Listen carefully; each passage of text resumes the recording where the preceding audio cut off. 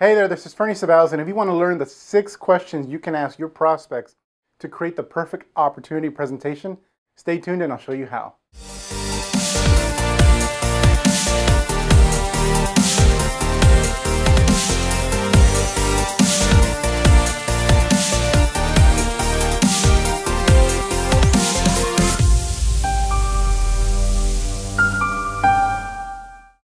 Hello and welcome to this week's Attraction Marketing Biz Builder lesson, and today I have network marketing trainer and personal friend Greg Gomez III, who is a 7-figure earner in the online space and the best closer I've personally ever met. Greg honed his craft as a master prospector and closer in network marketing and in corporate sales, literally making over 1 million soliciting cold calls.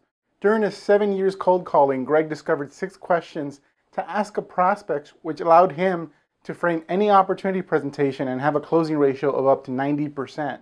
Greg shared these questions in a short 10-minute presentation he delivered at my live event a few weeks ago, and I've decided that I want to share this video with you. Now stay tuned until the end. I'll be back to show you how you can take what Greg is going to share with you and completely eliminate rejection from the prospecting efforts altogether using the internet. I'll be back in a few minutes. Here's Master Closer, Greg Gomez III. Okay, all right. I'm going to give you 10 minutes worth of content, and then we're going to do something really special. Is that fair? Yeah. Okay. So the first thing I'm going to tell you is, I could sit here and talk about all the things I've accomplished, all the businesses I've built, millions I've produced. It's not important.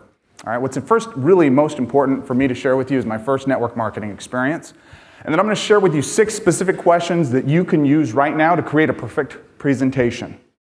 Let me say that again. 6 specific questions you can ask any prospect that you can use to frame your offer in such a way that you'll be able to close 90% of the people you're going to talk to. Who wants that? Yeah. All right. So now I first need to tell you how I discovered these 6 fabulous questions that allowed me to achieve all this financial success.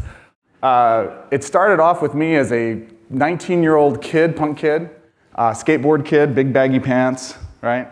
And I answered an ad in the paper. And this paper basically called us all to essentially a hotel meeting, for lack of a better way of explaining it. And in this hotel meeting, this guy was telling me about this incredible opportunity that they were expanding in our area, and all we had to do was make a list of our friends and family, and we could go to them and share with them this thermostat that can control essentially their environment for a fraction of the cost it would normally cost them with a normal thermostat. This was a touch screen thermostat. It was wildly advanced at that time. Only cost $3,000. All right, now here was the opportunity. We're actually bringing on supervisors. So if you go out and do this immediately, you don't have to sell anything to get the position. We'll just consider you practicing, right? But if you do get somebody, that puts you at a higher rate to become a supervisor. You see the urgency? It's nice, huh? It's a little trick. And at that time, I was stupid.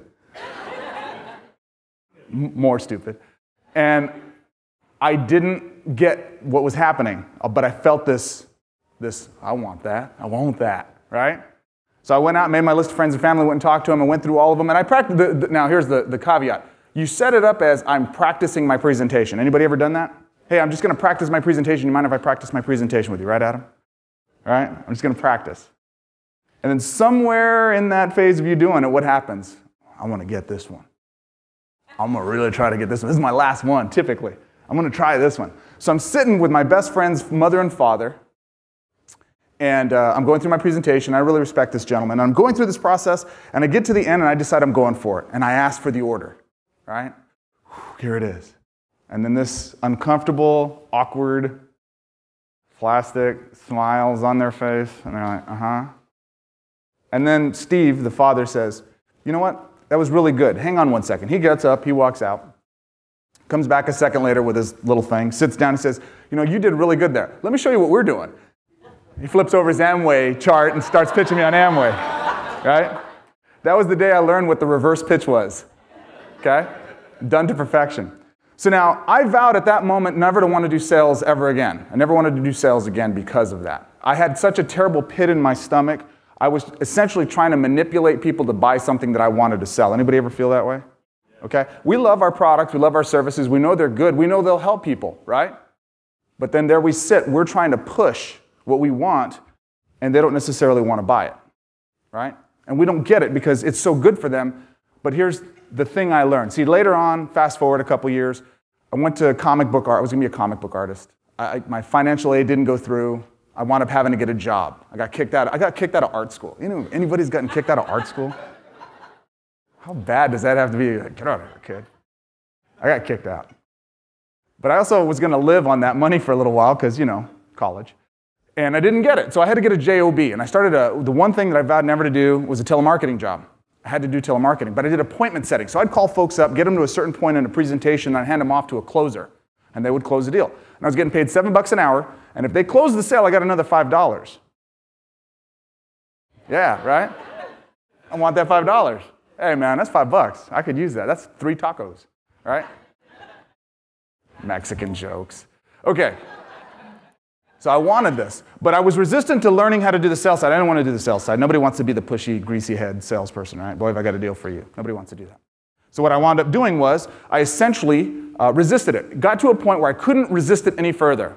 Nobody was available. This person I knew was going to buy. I'd gotten good at the point of identifying who was going to buy. Nobody was available to take the call. So I unmuted the call. I read the script just as it was. Dear Mr. Johnson, okay, sorry, no one else is available. Can I answer any questions? Went through the presentation. Does that make sense? He says, yes. Great, how do you want to get started? Visa, MasterCard, or American Express? He says, oh, it's Visa card, 4328. I didn't have a pen. I'm holding the script. I'm like, oh, crap, hold on. I lean over the desk. One of my buddies is writing in the other stall. I take his pen from him mid-writing, and I go over and I start scrambling the phone number down, right? Or the credit card number. I write it all down. I get done. I scoot back in my chair. I say, okay, great. I finished reading up the script. That's it. Enjoy. Now, this guy says the one thing that changed my life forever. 3 words. Thank you, Greg. And I hung up the phone. I leaned back in my chair, and this euphoria just washed over me. Nothing incredible feeling. Second greatest sensation I've ever experienced in my life.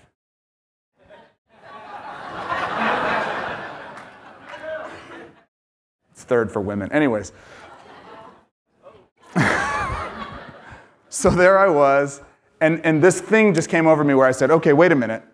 This was fascinating. I said words, and this guy gave me money. Hold on. Words, money. So I looked at it like this big combination lock, because I used the same words on other people, and it didn't always work, right? You know, we use the same script, and it doesn't work. Why? Well, it's because people, this is the epiphany I got, and I'm going to give you the 6 questions, and we're going to move on to the next point. Here's it is. People don't buy because of what we want to sell.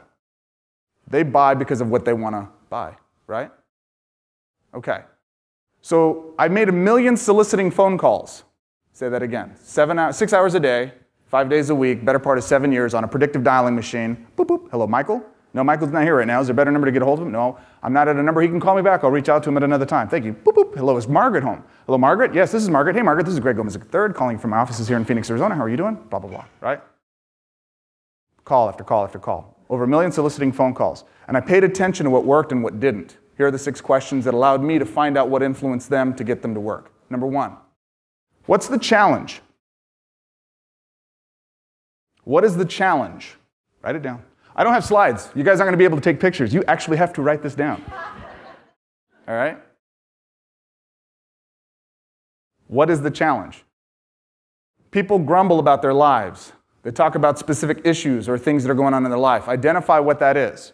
What we as marketers do is say, boy, it sounds like you're having money problems. I've got the solution for you. If you press hard on the 3rd copy is yours, you'll actually get a part of this opportunity, and you too can go change the world. Wouldn't that be great? Right? That's the wrong spot. You're not ready yet. That's premature marketing. Don't do it. Okay? Leads us to the 2nd question. This is something you guys are going to hear from Jonathan that he always talks about, and I've always gotten from him, is the result of the result. So what's the challenge of the challenge, or what's the import of the challenge? So my 2nd question is, what is the challenge keeping you from? It's not that you're not making enough money. It's not that you're not having enough time freedom. It's those things that those challenges are keeping you from. Do you understand that? You have more money. That's not a solution. That's a means. What's the end? Happier. More time with my kids, more time freedom. Be able to go take trips, have enough money at the end of the month, right? Those are the ends. So what's that challenge keeping you from? Try to get detailed. 3rd question. What other solutions have you tried? What other solutions have you tried? What other solutions have you tried? What other events have you attended? What other programs have you purchased? What other prescriptions have you tried? I'm not trying to treat, cure, mitigate, or prevent any disease whatsoever. However, what other solutions have you tried, right? Now, this is an important question because it gives you two things. Number one, it teaches you what they've invested in the past. How much have they invested in the past? Gives you a barometer of what their price range is, what they view as an ability to be able to pay it down, right? What is that worth to them? Make sense? And the other thing it does for you is it lets you know, have they paid money for it or is it free stuff that they've done? What are they expecting, right? So, I gotta hurry. I know I'm over time. Hang on. Almost done, I promise. So, what's the challenge? What's it keeping you from? What other solutions have you tried? What did you like about that solution? Question number 4. What did you like about that solution? Now, this is critical because they're always going to want to tank into, well, I like this, but the son of a blah, blah, blah, blah, blah, and they're going to go into the negative side, right? You got to get all the positive stuff they liked about it. There's plenty of time to talk about the next question, question 5. Okay, what didn't you like about those solutions? And they'll tell you what they didn't like about those solutions. Now, my 6th question, what are you hoping for in your next solution? I've tried a lot of different coaching programs, a lot of mentoring programs, right, Fernie? There's a lot of different people. How many of you guys have taken mentoring programs before? Other coaching, other things like that, right? I know EMP offers you guys a mentoring program, right? So I want you to think about it. What did you like about those other programs? What didn't you like about those other programs? But more importantly than that, what are you hoping for in a solution? Tell them. They want to help you. They want to give you the best thing that you can possibly need. You need to let them know what you're looking for in that solution, and they will do their best to provide that to you. They'll not just give you what you want, they'll give you what you need. Do you understand that? That's your job. That's your responsibility. And for your prospects, you need to go get that from them because they're not going to voice it to anybody else. They're going to tell you things they don't tell their spouses, their doctors, their personal financial advisors. They're going to tell you things they don't tell their kids if you earn this trust. Here's the ultimate thing you need to know. With these 6 questions, you're finding the most important thing in the world when it comes to marketing and sales. Your prospect's truth. When you find your prospect's truth, then it's simple. You're saying that these are the things you liked, these are the things you didn't like. Let me ask you a 7th question. If I could show you a way you could achieve your result with all these benefits, to achieve these benefits that you're wanting, without all these negative things you're looking for that you didn't like, would that be worth 15 minutes of your time right now to learn how to get that done? Let me ask it again, because you guys didn't respond right. If I could show you guys how you could achieve the results you want to achieve in your business, in your life, in your income, in your personal relationships, if I could show you how to do that as a direct result of being part of something for a weekend that would help you change the direction of your life without having to go out there and pester and struggle and find the indecision or not have the right answers to get that stuff done, is that worth 15 minutes of your time to learn how to get it done? Yes. Cool. That's a perfect presentation model right there. Use it, make a lot of money. Cool. Was that good? Did you guys like that? Good. Well, it really is that simple. What Greg just did there, he showed you how to make your prospect be open to what you have to offer by making them feel heard and feel like you actually want and can help them with their problems. The only thing better than using this presentation model on prospects is to have every prospect you speak to already open to your product or opportunity before you even speak to them at all, and eliminate the potential of all rejection altogether. How do you do this? Well, in a few seconds, I'm going to give you an opportunity to download a free online recruiting bootcamp, which is going to show you how I currently generate 400 to 500 prospects for my business per day, 30 to 50 customers per day, and recruit 80 to 100 business builders per month on almost complete autopilot. But first, I need your help. If you enjoyed this training video and would like to receive more content like this, please like and share this post with your friends, and also share your thoughts with me on the comment box below. I'd love to learn more about how this training has helped you and what you'd like to learn about in the future. On behalf of everyone at Elite Marketing Pro, have a wonderful and productive week. For a free 10-day online recruiting bootcamp to dive deep into rejection-free sponsoring methods using the internet, click the link above or go directly to elitemarketingpro.com/go. I'll see you there.